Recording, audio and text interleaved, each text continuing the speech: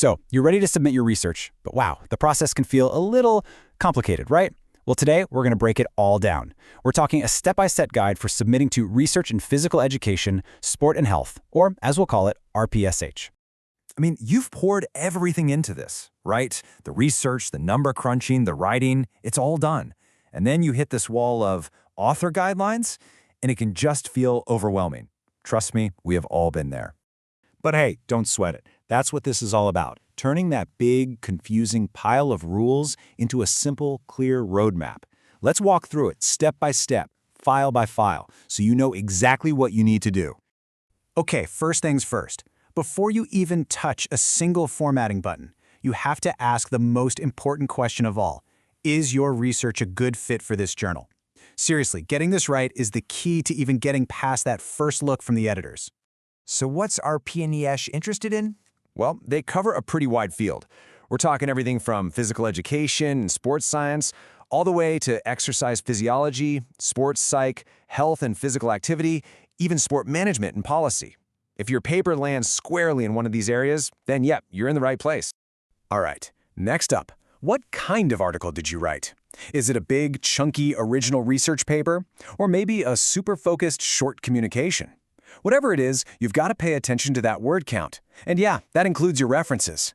This is one of those little details that an editor will spot right away, so make sure you're within the limits. Okay, so you've confirmed it. Your work is a perfect fit. Awesome! Now comes the main event, putting together your submission package. Think of this as your pre-flight checklist before you hit that submit button. So how many pieces are we talking about here? You're going to need a total of 7 separate files. Yeah, 7. It sounds like a lot, I know, but trust me, every single one has a very specific and very important job to do.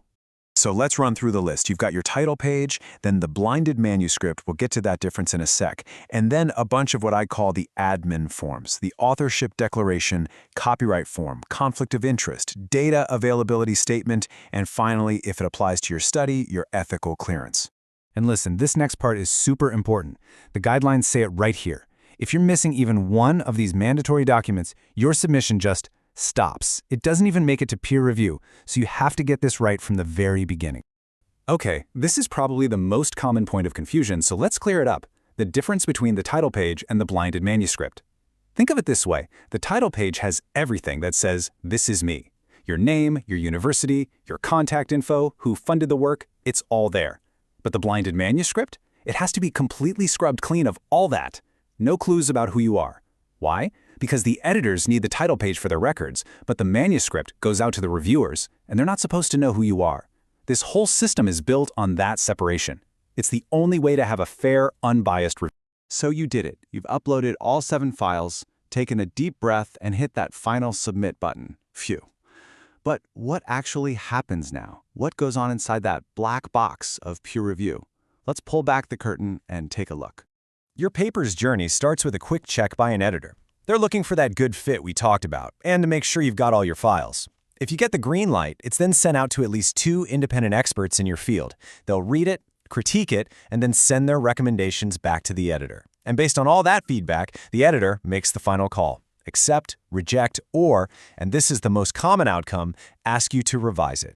And the whole system, this whole journey, is built on something called double-blind peer review. It's pretty simple, really. You have no idea who's reviewing your work, and they have no idea who you are. This is why that blinded manuscript we talked about is so important. It's all about making sure the science gets judged on its own merits, period. Okay, so let's imagine you get that email. The decision is revise and resubmit. First of all, this is great news. Seriously, it means the editor and the reviewers see real potential in what you've done. But it also means you've got a new to-do list. When you go to resubmit, you're not juggling 7 files anymore. Your focus now narrows down to just 2 really important documents. This is your chance to really show the reviewers that you've listened and improved the work based on their advice. Okay, document number 1 is your final article. Here you put all your author details back in, and you're going to highlight every single change you made, maybe with a yellow background or something similar, so it's easy to spot. But the second document, the response to reviewers, is totally different. This one has to stay completely anonymous because it's going back to the reviewers. In this file, you go through every single one of their comments, point by point, and explain exactly how you addressed it, Be thorough here. Okay, last but definitely not least, let's talk about the bedrock of this whole thing, research integrity. Think of these as the absolute, non-negotiable pillars of good science. Your work has to be original, no plagiarism. Your data has to be accurate and honest. You have to cite your sources properly, and you have to be totally upfront about any potential conflicts of interest. These aren't just nice-to-haves. They are the fundamental rules of the game.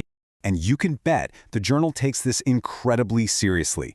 RPSH follows the guidelines from COPE, that's the Committee on Publication Ethics, which is basically the international gold standard for how to handle any kind of suspected misconduct.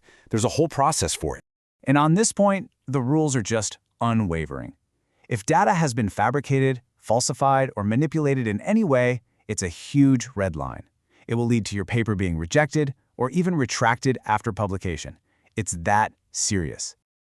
So as you get ready to hit that submit button, remember, following all these rules isn't just about jumping through hoops to get published, it's about proving that your research, which is important, is also ready to meet the highest standards of scientific integrity that our community demands. So, good luck with your submission.